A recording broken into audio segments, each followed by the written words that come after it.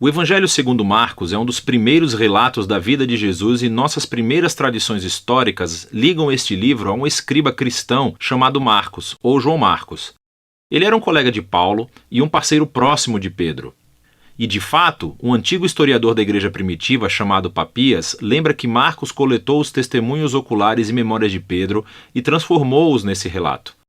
Mas Marcos não juntou as peças aleatoriamente. Ele compôs essa história de Jesus com muito cuidado. No primeiro verso do livro, Marcos faz essa afirmação sobre Jesus. É o começo das boas novas sobre Jesus, o Messias, Filho de Deus. O que é interessante é que essa é a única vez que Marcos nos diz aquilo que pensa. No resto do livro, ele influenciará você simplesmente colocando as ações e palavras de Jesus na sua frente e mostrando como as outras pessoas reagem a ele. Marcos criou a história de Jesus como uma peça de teatro com 3 atos. O primeiro se passa na Galileia, o terceiro em Jerusalém, e o segundo ato mostra Jesus indo de um lugar para o outro.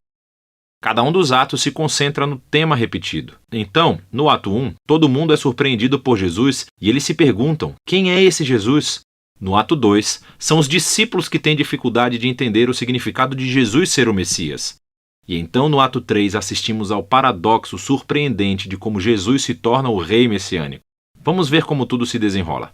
Depois da linha de abertura, Marcos começa com uma citação dos antigos profetas Isaías e Malaquias, que disseram que Deus enviaria um mensageiro a Israel para prepará-los para quando Deus aparecesse para resgatar seu povo e se tornar seu rei. E Marcos apresenta João, o Batista, como aquele mensageiro. E logo quando você espera que Deus apareça pessoalmente, Marcos apresenta Jesus. E quando ele entra em cena, os céus se abrem, o Espírito de Deus desce sobre Jesus e Deus diz: "Você é o meu filho amado." Depois disso, Marcos coloca diante de nós um resumo da mensagem central de Jesus. Ele percorreu a Galileia anunciando as boas novas de que o reino de Deus estava perto. Jesus está levando adiante a história das Escrituras do Antigo Testamento sobre a operação de resgate de Deus para o seu mundo.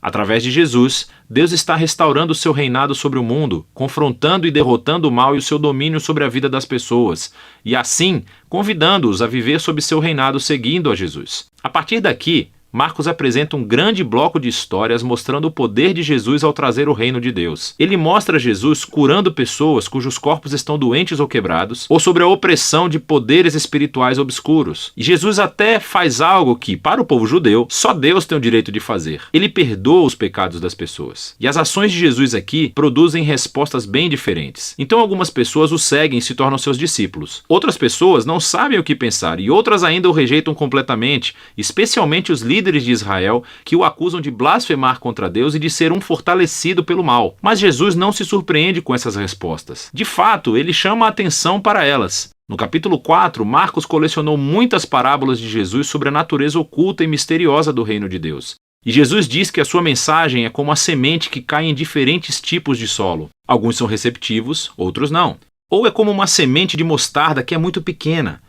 Parece insignificante, mas depois cresce e surpreende a todos. O que Jesus quer dizer é que ele é realmente o Messias trazendo o reino de Deus, mas não do jeito que as pessoas esperavam.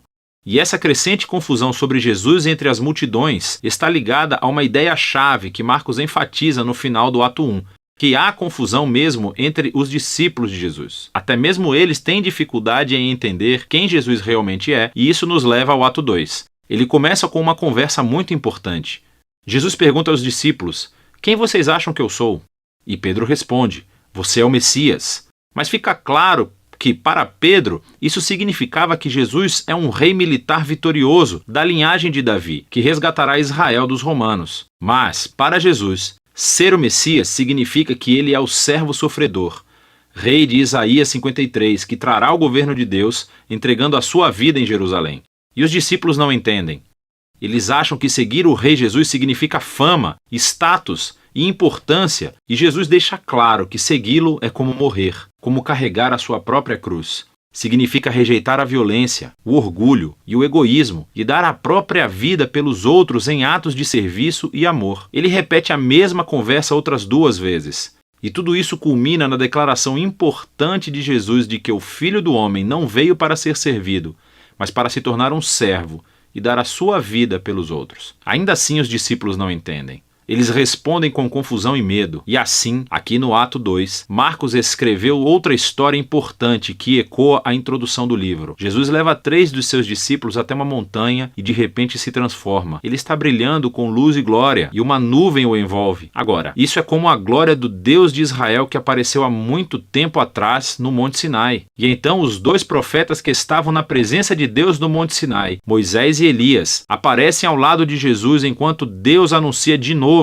"Este é o meu filho amado". Colocando essa história no meio de todas essas conversas no ato 2, Marcos faz uma afirmação surpreendente: que Jesus, Filho de Deus, é a personificação física da própria glória de Deus. E em Jesus, o glorioso Deus de Israel se tornará rei, sofrendo e morrendo pelos pecados do seu próprio povo. É uma afirmação intrigante, que confunde e assusta os discípulos quando eles saem da montanha, o que nos leva ao ato 3. Jesus faz uma entrada real e pública em Jerusalém para a Páscoa. As pessoas o chamam de Messias. Então ele entra no pátio do templo e afirma sua autoridade real, expulsando os ladrões e bandidos e interrompendo o sistema sacrificial. Isso inicia uma semana inteira de Jesus debatendo e confrontando os líderes de Israel, condenando sua hipocrisia. E eles decidem traçar um plano para matá-lo. E Jesus avisa aos seus discípulos. Ele prevê que Jerusalém e seu templo serão destruídos dentro de uma geração. E os seus discípulos serão perseguidos como ele, até que ele retorne um dia para trazer o reino de Deus por todo o mundo. E tudo isso leva à última noite, quando Jesus toma a sua última refeição de Páscoa com os seus discípulos. Uma refeição simbólica que contou a história da libertação de Israel da escravidão através da morte do Cordeiro Pascal. E Jesus toma esses símbolos e lhes dá um novo significado. Eles apontam para a libertação do pecado e da morte que acontecerá através da morte do Messias sofredor. A partir daqui, a história avança para a prisão de Jesus, o seu julgamento perante os sacerdotes de Israel e o governador romano Pilatos, tudo isso resultando na crucificação de Jesus. E culmina em uma cena-chave, que reflete as cenas importantes dos atos 1 e 2. Exceto que dessa vez, não é uma nuvem que desce, mas sim as trevas. E em vez da voz divina do céu, é a voz de Jesus clamando antes de morrer.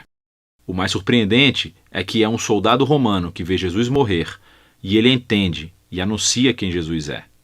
Este homem era o Filho de Deus.